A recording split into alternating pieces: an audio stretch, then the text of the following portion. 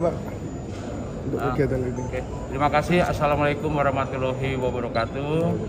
Selamat pagi menjelang siang. Mohon maaf saya buka masker.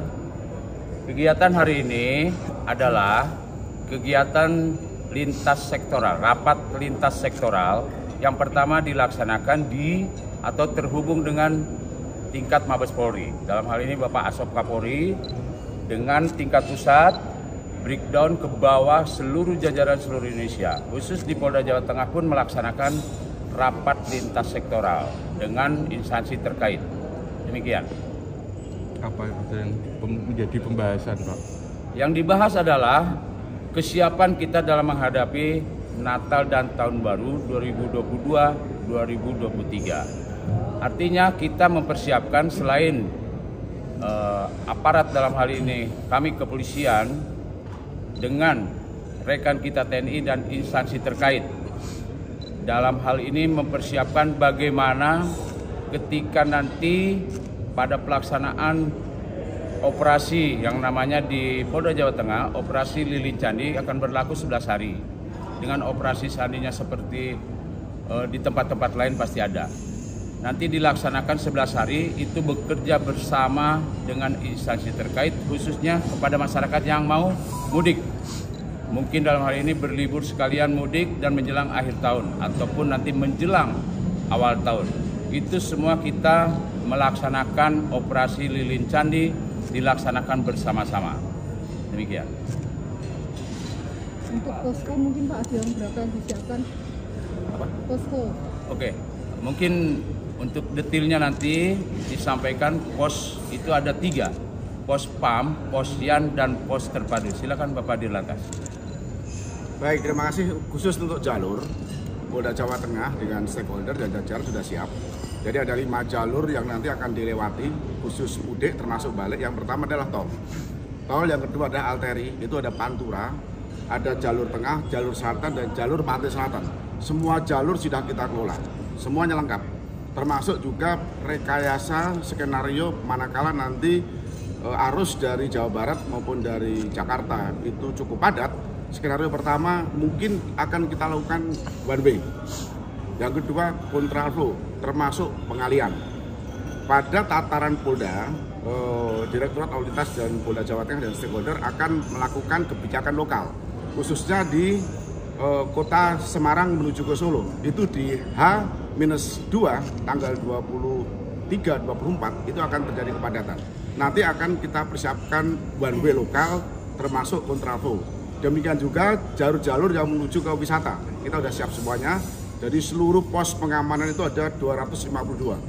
Itu sudah berada di titik-titik yang menjadi objek pengamanan. Prediksi jumlah kendaraan yang akan masuk dari luar jalur? Tadi sudah diekspos dari Kementerian Perhubungan, itu kurang lebih 21,5 juta. Tapi itu yang menuju ke Jawa Tengah. Sehingga prediksi kepadatan arus lalu lintas tentunya kita harus pecah, sehingga pintu masuk ke Jawa Tengah yang 5 jalur tersebut nanti akan kita kelola. Kalau prediksi arus baliknya Pak, seperti apa? Arus balik diperkirakan tanggal 30, 31, 1. Itu pun juga nanti sama pada saat arus balik kita juga akan menyiapkan skenario. Baik itu pengalian arus, baik itu kontraflow lokal, termasuk juga pengalian arus yang dari tol menuju ke arteri. Ini nanti akan kita kelola sehingga nanti tidak terjadi penumpukan berada di tol. Kalau pengalian arus atau kontraflow itu dimulai dari GT mana hingga mana Pak? Kalau sifatnya nasional, nanti kita akan menunggu informasi dari Jakarta dan Jawa Barat. Nanti ada one way nasional. Tapi sifatnya lokal, nanti kami yang berada di lapangan akan menghitung betul jumlah kendaraan dari rasio kapasitas dan panjangnya jalan. Ketika nanti ada penumpukan arus, kita akan segera skenariokan one way ataupun juga pengalian arus. Pak, terkait titik lelah di tol itu kilometer berapa? Kalau teori titik lelah itu kita lihat perjalanan. Kalau dari Jakarta menuju ke Semarang 2-3 jam itu kami menyarankan untuk pengemudi istirahat. istirahat tidak harus di rest area, silakan keluar tol. Nah, itu kembali lagi karena kapasitas rest area yang jumlahnya 21 ini tidak akan menampung seperti kemarin, sehingga kami mengimbau titik lelah tergantung perjalanannya kemana. Kalau dari Jakarta menuju ke Surabaya, nanti di Pekalongan itu udah titik lelah, nanti sampai di Solo juga titik lelah, tergantung jarak jauh dan jarak tempuh. Terutama maksimal 2-3 jam kami mengharapkan istirahat. Pak Dir, belum ada syarat khusus ya Pak untuk yang berpergian, misalnya booster atau apa, belum ada ya? Apa? Syarat khusus yang buat berpergian itu, misalnya ada booster atau apa, harus vaksin booster. Oke, terima kasih. Jadi dalam hal ini kita sudah mendengar dari sebelumnya saya sampaikan bahwa kita udah rapat di tingkat Mabes Polri juga.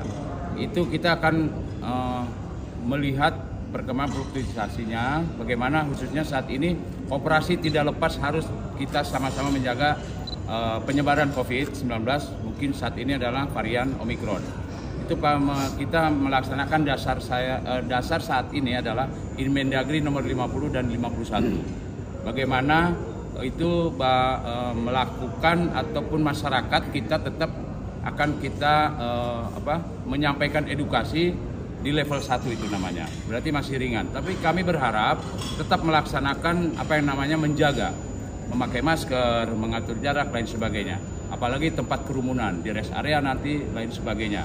Di tempat wisata dan lain sebagainya. Atau konser, ataupun ada musik dan lain sebagainya. Itu ada instruksi Mendagri nomor 50 dan 51. Mungkin seperti itu. Dan selain itu mungkin saya ingin menyampaikan, selain bagaimana mengantisipasi arus transformasi kendaraan, kita juga seluruh jajaran khususnya Polda Jawa Tengah ataupun Provinsi Jawa Tengah, kita tetap mengantisipasi yang namanya bencana alam. Itu semua kita tidak bisa bekerja bersama sendirian, tetapi harus bekerja bersama-sama. Seperti kita kolaborasi dan instansi terkait, khususnya juga bersinergi dengan rekan saya TNI, bisa kami minta bantuan dari TNI. Mungkin bisa dijelaskan sama Om.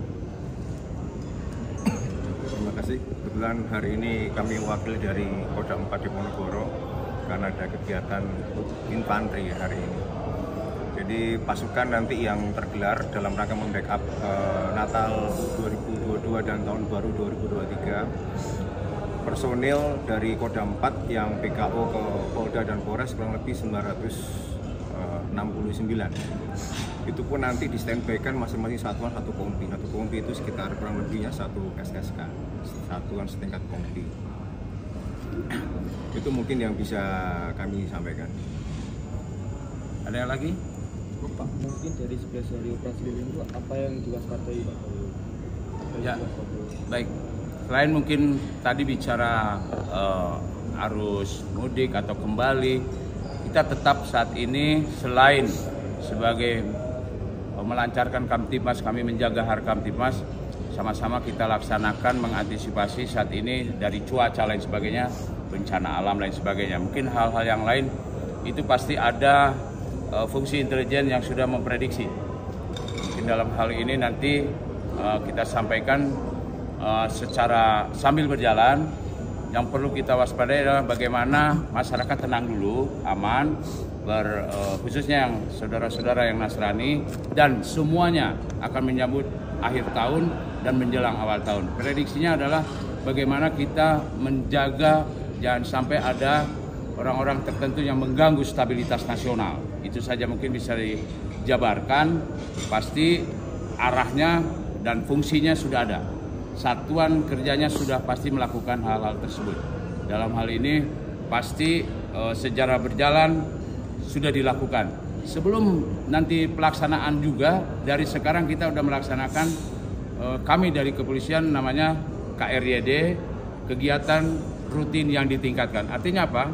Kita bersama berpatroli, selain kepolisian, rekan TNI, instansi terkait, semua bersiaga. Selain bencana alam, terus kemacetan dan lain sebagainya, sampai masyarakat aktivitas dimanapun, di mall mungkin, di tempat kunjungan destinasi pariwisata, semuanya kita akan kelola. Demikian, terima kasih ya.